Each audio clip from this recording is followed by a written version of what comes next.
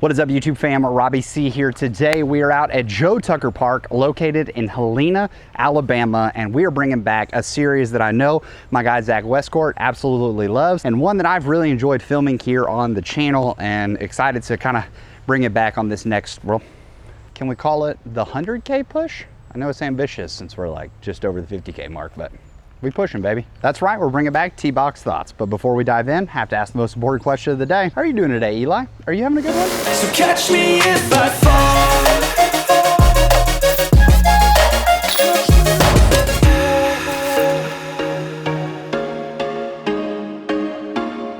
So Teebox Thoughts is where I take a couple holes on a particular course. It can be multiple videos on the same course if there are a lot of complicated holes, but I want to walk up, show you a hole, and kind of walk you through my thought process on why I'm choosing the discs that I am, as well as kind of talking you through, did it go according to plan? Did I execute the shot like I wanted? What could I have done differently? All of that, because I think that decision making is truly one of the biggest separators in terms of taking a good player to a great player, especially lots of you who are watching and you may find yourself in that 830 to 880 rated range. Simply decision making alone could be what has you averaging those much higher rounds versus the lower rounds where you may be a little too aggressive when you don't need to be, things of that sort. Now, Joe Tucker is a 9-hole track, and we're going to be talking about holes 8 and 9 because holes 1, 2, 3, 4, 5, and 6 are all pretty straightforward, little pitch and putt type, like 230 to 200 foot holes. Since it's a beginner friendly course, it's very interesting when they put on sort of more difficult holes, and I actually kind of appreciate that because it allows beginners to start cutting their teeth into what it takes to score well on a course. And hole 8, you're going to see here in a second, is no exception to that. Hole 8 comes in at 300 feet as a par 3, and as you can see with this horrific walkthrough, sans gimbal, it goes uphill pretty much the entire way, with the tunnel portion of it at its widest parts probably being about 20-25 feet wide. For a beginner-friendly course, this hole can absolutely punch you right in the mouth when it comes to difficulty. Now, once you clear this initial tunnel, there's actually room off to the left over there where you can fade out and simply lay up and take your 3. And I think for most people who this course is really targeting and focusing on, is going to be a solid option that you should consider at all times. You can simply throw about a 200-foot shot that goes straight up the hill. You can even let it go nose up as you throw out of there. Just throw it straight down the tunnel and let it fade out down the hill. You're going to have yourself about 120 foot upshot ready to go. Now, the green is protected, so the upshot does become a little bit trickier, but it's not too protected, and you can swing in kind of either way depending on if you have more of a forehand or a backhand. But that's the simple way of saying how you might want to approach the hole. How am I going to approach the hole and how am I going to tackle this? Well, first thing that I'm going to think about is the distance. At 300 feet, I'm telling myself it's going to be most likely a mid-range just based on distance alone. Two options I'm going to consider here are going to be the hex and the dune. The dune is a little flippier than the hex, so I know that I can throw the hex kind of with a little bit of hyzer or even flat and allow it to push out and then have that safe fade to the left. If I want the dune to go, the right side is a little more dangerous, so throwing it flat is certainly not in the picture. I'm gonna have to put a little bit of hyzer on it, and that's kind of my natural preference anyways. If I were thinking about these two discs, I can usually mush on the hex a little bit more than I can mush on the dune, but the dune has significantly more glide. So between these two options, I think that either would work. There's not really a bad choice here if I were an absolute crusher. I'm throwing my mid-ranges about 290 to 310 right now with any sort of normal power, but like we talked about on Thursday, that back of the hand release, when I get a hold of it and everything settles, I'm adding 30 to 40 feet of distance that's a little uncontrolled right now. So that should be more than enough to get me there, but I'm going to have to hit these full power.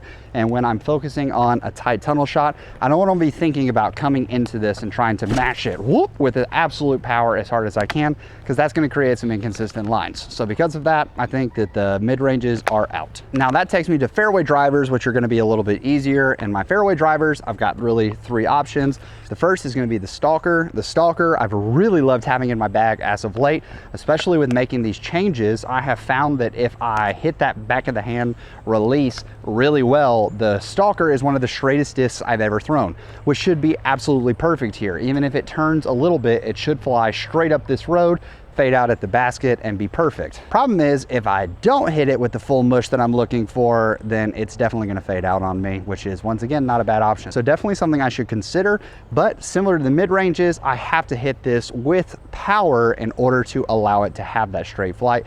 And once again, on tunnel shots, not necessarily looking for that. Taking me to the Sting. Now the Sting is something I absolutely love. I think it's a phenomenal disc, one of Discraft's best discs overall. Don't know why more people don't throw it. I have one of the Z plastic, which is going to be a little more overstable, so I could put a little more juice on it if I wanted to and cause it to stand up and ride straight, but I know that it's gonna fade out if I don't hit it hard enough.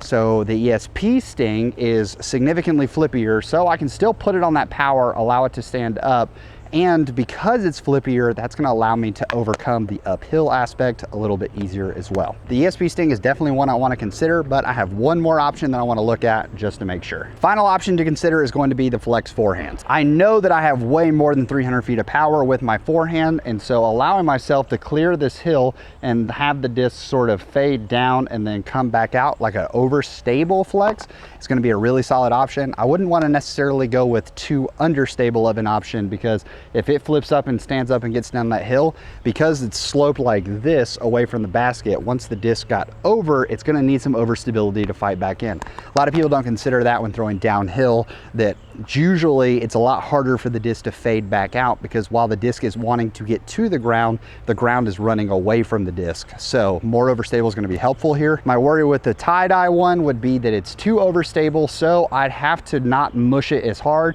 and if I try to put some consistent push into it, there's a chance I could burn it into the ground. Whereas if I go with the Renegon Destroyer, I might be able to just throw it a little flat, pull it a little bit, and maybe that's enough flex. All that to be said, I think that the ESP Sting is definitely the one that we want to go with.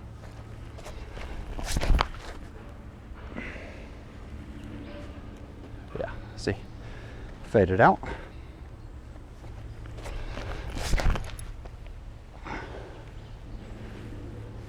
So much more glide, actually really good.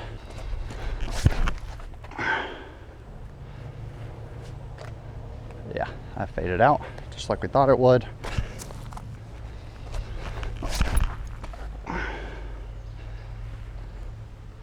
Which has more than enough power to get there.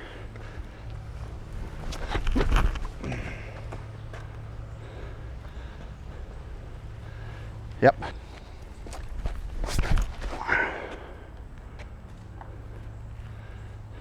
Is that alive? No, that's not attached to the ground. Okay. Fun fact, everyone. If an object behind your lie, not in front, if it's behind your lie, even if that extends to being in front of your disc, you can move it as long as it's within the snow angel of your lie. We went with the ESP Sting here because we wanted the ease of flipping it up and riding up the hill. Problem is, and something you're all gonna learn when you continue to make improvements of distance and strides and all that, is that some discs you're just gonna have to relearn, and my ESP Sting has been easy distance for me for a long time, but when I'm hitting it this smooth, it's getting a lot more stand up and turn a lot faster than it was before. Hindsight's 2020. I definitely should have gone with the Z Sting, which as you can see here is about 25 feet below the basket. I think in this mode, I was a little aggressive trying to ride straight up the whole way, which is 300 feet uphill on a little road that's the width of a car. That's a really tough shot. I should have just allowed myself to play the more overstable one, and A, allows me to, if I accidentally put more power into it than I want, torque resistance is there. And second, safety was on the left. It's a lot easier to scramble from pretty much anywhere on the left than it is from the right side. I've now got an obstructed view of the basket that I either have to go something super overstable and try to get lucky, or I have to hit this like initial gap. That's the basket, so I either have to go out here and swing in, or I have to pump through that little gap right there. So from this distance, I think I would naturally go to, let's say, a pig for an upshot. I've got a decent amount of wind rolling in right here, so the pig is going to be a little dicier. Everything that I'm throwing, it's a left to right headwind, so it's gonna hold a little straighter. Once that outside edge gets up, it's gonna carry it pretty far right. Like literally just holding it here, I can feel the disc being pushed up by that side. So I want to be very careful here. That does make me think that the overstable side, I can pitch out all the way here, but I'm basically throwing like this super whippy shot, I think I've got to go up the gut. If I choose to go up the gut and I don't make the gap, then I'm gonna advance like 10 to 15 feet tops. If I swing out wide, I'm pretty much guaranteed that I'm gonna get out there. It's just a matter of I won't really have a putt. So you kind of have to make that decision on, do you trust yourself or not? And I think that today I do trust myself. If I choose to reposition like so, I have to bring my arm a lot tighter to my body in order to make this shot work to hit the gap. And so I'm gonna bring this tree into play by doing this. So because it's not really that powerful of a shot, I only have to go like 115, 130 feet. By stepping to the side like this, my arm now has a more open angle to kind of swing through the gap. I just have to be careful of pulling it over to the left. Now I've said that in my head, so I'm gonna regather my thoughts so that I don't just pull it left. A little bit of hyzer and just push. Oof. Had to leave it outside of that one tree. Let's see if I go a little bit wider. See, that's what could have happened.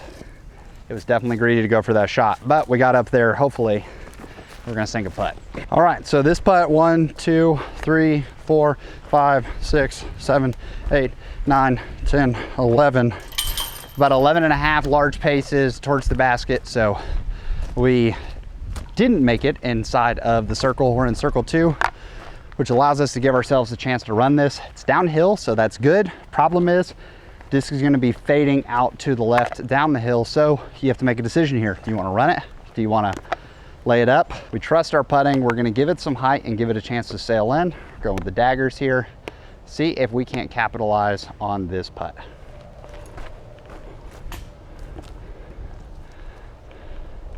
And then it got up and it tried to roll. That's a bummer. There it is. Too much height. I'm still, as you can see, adjusting to the fact that I was throwing with rocks. I mean lunas, my bad. For a little bit, and because of that, I'm still trying to adjust to the glide on this. 4 is definitely not what we want to take, but if we think about this realistically, tee shot didn't go according to plan, chose the wrong disc off of the tee. We chose the right mold, but the wrong disc. So we had a tricky upshot scenario. Didn't execute the upshot as much as we wanted. I mean, that tree isn't more than 2 feet wide. We were that far off of getting around that, skipping right up towards the basket and having an easy putt, but didn't make that. That's okay. When you miss execute on 2 of your shots on a par 3, it's really tough to get a par. You shouldn't be able to throw bad shot after bad shot and get a par on a hole.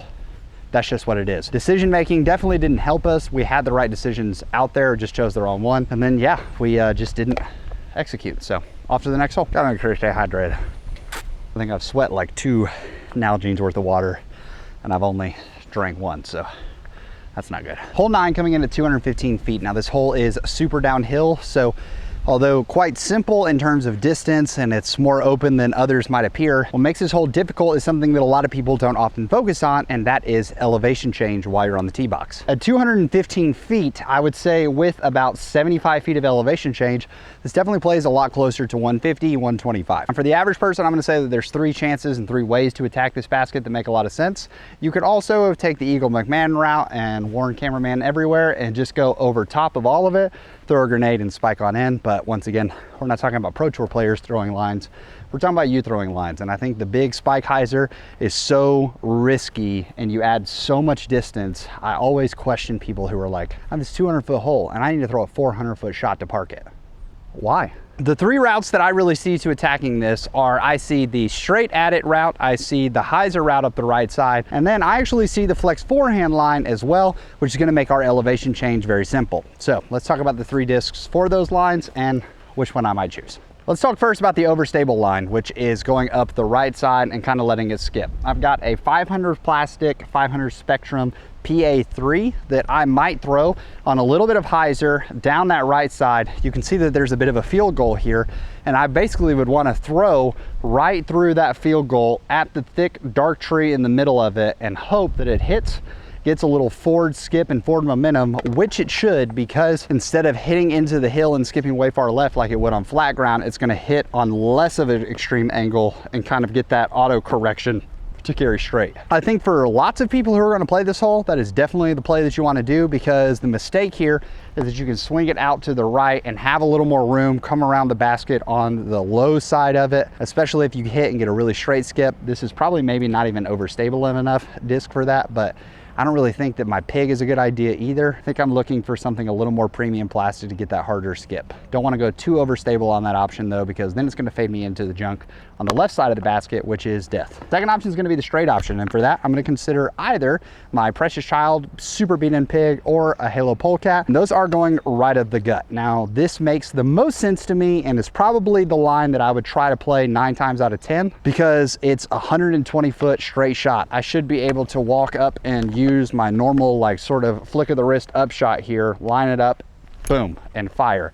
The key here is that I want to match the slope of the hill. If I just throw it flat off of this tee box, I'm gonna give more room and more time for air to get underneath the disc, which is gonna cause it to fade out, go in the left, and then I'm not gonna have a birdie look. I'm gonna have a really tough sort of pitch out to a tap-in par on a hole that I feel like I should get 9 times out of 10. Because of the glidiness, it's going to be very important if I throw the polecat to make sure that I get the nose down on it and throw it straight at the basket, which could make me want to go to the pig, but the pig, obviously a little more overstable, is going to have the opportunity to fade out and get me in the left mess anyways.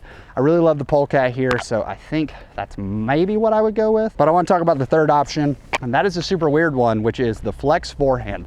I have a DGA Avalanche, which is like 9304. And you may be saying, Mr. YouTube man, are you really about to throw a 9-speed on what you're saying is a 125-foot hole? By golly, that does make sense. So the beauty of this shot is that I know the overstability of this disc in itself is going to help me out here. I also know that I'm not going to throw this hard enough to get that 9-speed working, which means that I have multiple factors making this disc more overstable. So what I can do is I can simply match the slope of the hill and try to throw this down at that bush that's on the left side. It should push through, and even if I throw it flat, it's going to hit the hill and get some forward momentum to push towards the basket. I'm letting the overstability sort of work with me, and right when the disc gets to flat, I want it to skip forward, which should help me out. Now, in my head, this is actually probably the easiest shot to throw, but it is also the most wind dependent. And now this is my third time ever seeing this hole, and I have seen no wind on this hole. I've seen a massive tailwind, and then today we have a little bit of a head coming at us there. Because of that, if it's windy at all, I probably am not gonna go with this shot, because there's a lot of factors that could go wrong. And being so overstable, it has a chance to fade in and roll down to the parking lot. So because of all those factors, I probably would end up going with the polecat.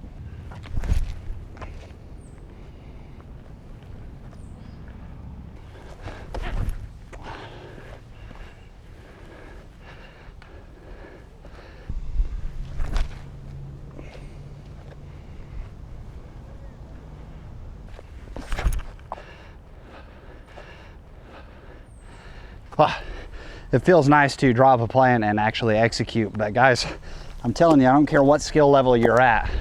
There's a reason that the pro disc golfers are out there on the course practicing for a week straight on the same holes, and you, for your local C tier or things like that, may only get 1 or 2 practice rounds, if any. Decision making is so important, but execution is its own game. And if we've made the right decision and set ourselves up for success, then I just think it becomes a lot harder to be upset with myself, because let's just say I didn't execute to perfection or like I wanted to. Birdie on this one, bogey on the last one. We're gonna end up with a par overall for this video, and hey, I'll take that every day of the week, especially picking a tough hole and wrong decision and bad execution on hole 8. In the meantime, hope you guys enjoyed this. How'd you feel about the series being back? And for those of you who are asking this question the entire time about this shirt, look, when I was on Team Innova, they made a lot of cool shirts for me and gave me a lot of cool swag, and I don't really think I gave away pretty much any of it. So I have all of it, and I've just been kind of like, you know what? I don't really want to wear it because I'm not on Team Innova anymore. Yeah. But my boy Trev Staub wears his DD stuff all the time. He's not been on DD for like 2 years, so thanks for the permission, Mr. Blonde Guy. Hope this was helpful. If it was, let me know in the comments below, and let me know what else you would like to see in the Teebox Thoughts series. In the meantime, I want to say thank you for watching. I hope you have an amazing rest of your day, and that you can make it fantastic for someone else too. But for now, we're gonna leave you with the birdie.